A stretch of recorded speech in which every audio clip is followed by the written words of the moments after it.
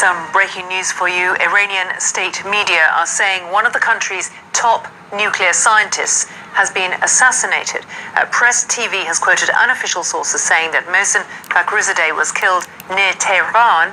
However, conflicting reports, Iran's nuclear energy organization has denied there has been any incident involving a nuclear scientist. Clearly, highly significant news if confirmed. I'm joined by Sebastian Usher, our Middle East editor for the World Service. Sebastian, first, what are you hearing from different sources about whether there has been an assassination attempt or not?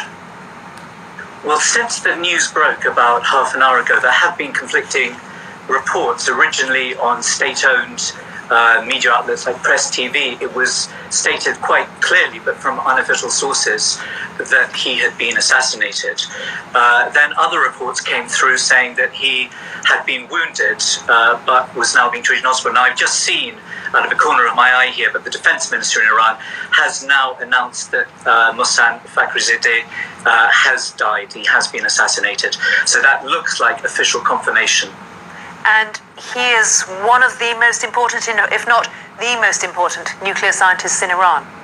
Well, in terms of the covert nuclear weapons program, that obviously is extremely controversial, has been for years and years, and has been at the heart of the way that the US administration under President Trump and Israel have looked at Iran as essentially coming close to posing a massive risk across the Middle East because of its nuclear program. He has been described as the father of that program.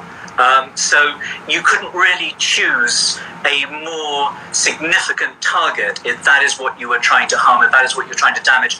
And also, of course, we have no idea who carried out this attack, but also if you are trying to send a very, very strong message to the Iranian leadership that no one is safe and that action of any kind will be taken against their potential nuclear capability. We've already had some strong words from the head of the Revolutionary Guards who said that these attacks have happened in the past and they have been revenged in the past, and that's what will happen this time.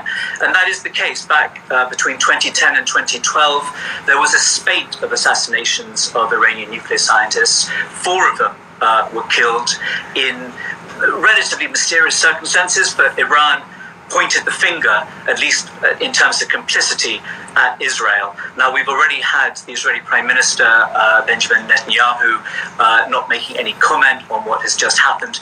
But we have to look at what the context is. We've seen in the past few years, with the Trump administration in power, with a very overt foreign policy from Saudi Arabia and Israel under Mr. Netanyahu, an extremely strong attitude, a strategy of maximum pressure, the US has described it, against Iran. And now in the last weeks of the Trump administration, there's been a lot of speculation about what it might do in order to get its message across once again, and potentially